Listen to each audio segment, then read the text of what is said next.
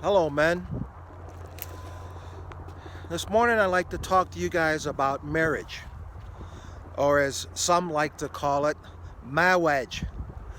I don't remember the movie, but there was a guy in there, and it was I don't know what it was, a Robin Hood movie or something, and the priest, as he starts talking, goes marriage.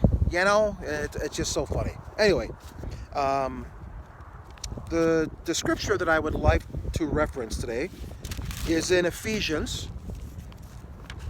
5:25, and it very simply states, "Husbands, love your wives, just as Christ loved the church and gave himself up for her," which means, men, marriage is a sacrifice. Let me grab my coffee. Marriage is a sacrifice, and marriage is not easy, but marriage is not as hard as we make it out to be. Just like waking up and going to work in the morning, even though you don't want to, it's not as hard as we make it out to be. A lot of times, well, in fact, if you ask my wife and myself, we've talked about this a million times. Mankind brings all of its calamity and all of its mess and dysfunction. We bring it on ourselves. It's not God. It's not some outside force. It's not, a conspiracy theory. We bring it on ourselves. And I know that I love my wife at a deeper level when I get out of myself. When I'm the less selfish I am, the more I love her. The more I just look to her as being one of God's gifts, the more I love her, the more deeply I can love her. I have a friend who lives in St. Louis, and Andy Krumzik. Hey, Andy, what's going on? And he's been there about 21, 22 years now. He used to live in Chicago, and he was in ministry. He's still in ministry, but that's how we got to know each other. And he's probably been married not quite as long as we have. We've been married 36 years, and it was 36 years this past July. And honey, just for the record, July 23rd, 1983, right on the tip of my tongue, and I didn't even have to rehearse it. But Andy and Debbie have been married for a long time, probably 30 plus years. And I remember him telling me years ago that I'm not sure if I get the story perfectly correct, but it's something like this, where his wife doesn't mind cooking and cleaning and doing things like that, but he noticed that it wasn't her love language, if you want to say, for her to do the dishes. So 30 plus years ago, he made a decision to wash the dishes, and he does. And Andy, just for the record, you make me look bad, all right? Because I'll wash them from time to time. After they've been piling up for about 3 weeks, and but what a great way to love your wife is by doing the dishes. I like to pick up around the house. I like to vacuum. I wash windows. I don't mind washing, cleaning bathrooms. I take care of the stuff on the cars. I mean, I'm a man, and men, we got to step up to the plate, and stop making excuses when we get home. You've been sitting behind a desk all day, and complain about how exhausted you are. Okay, we want to honor and value all of your jobs, your talents, your gifts, your abilities to make a living and provide for your family. But come on, I know guys that work construction all day. The guys that work on roofs, or they do cement all day, or they drive a truck all day in heavy traffic, and they come home and they're a part of the family.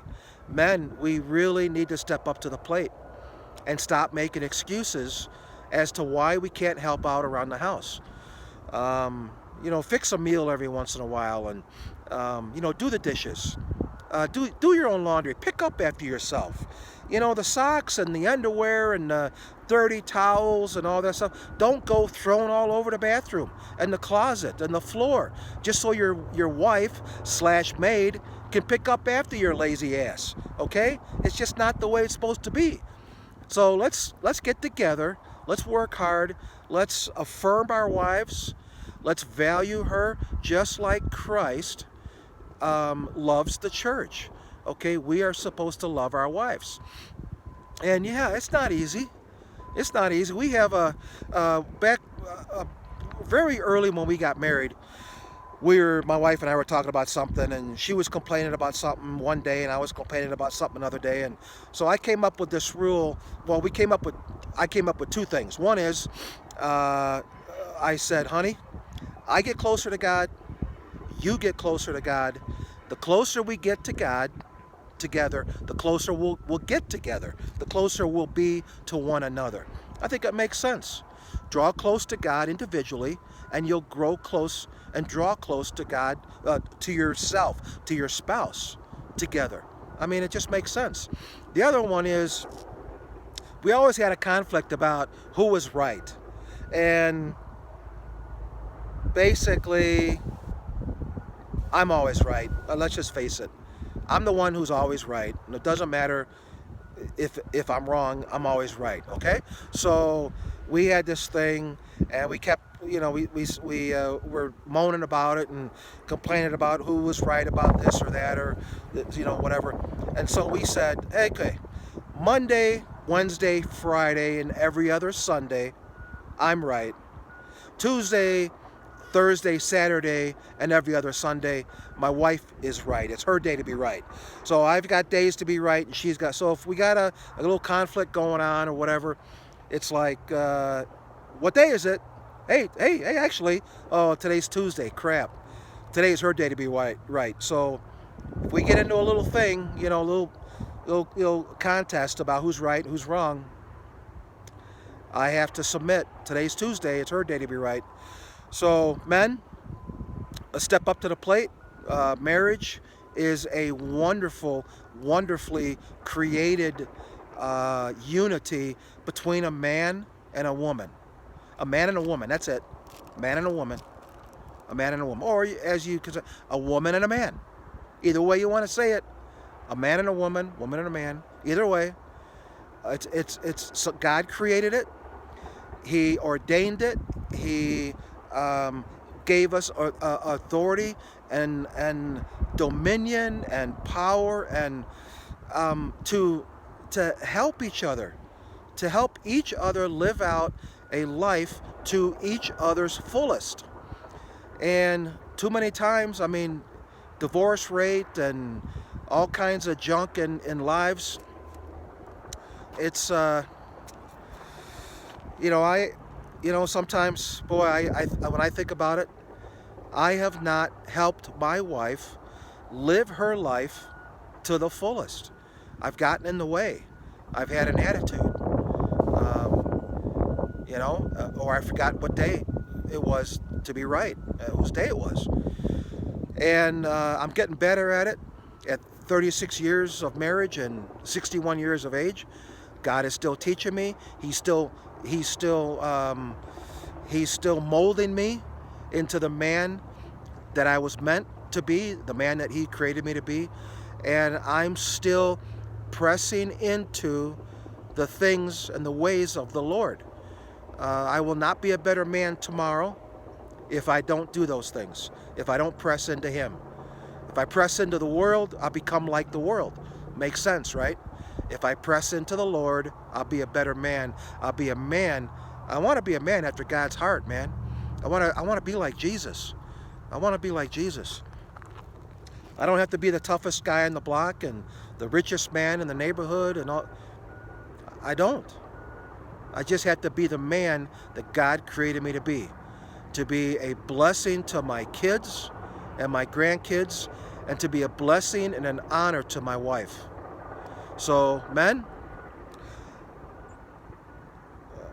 bottoms up.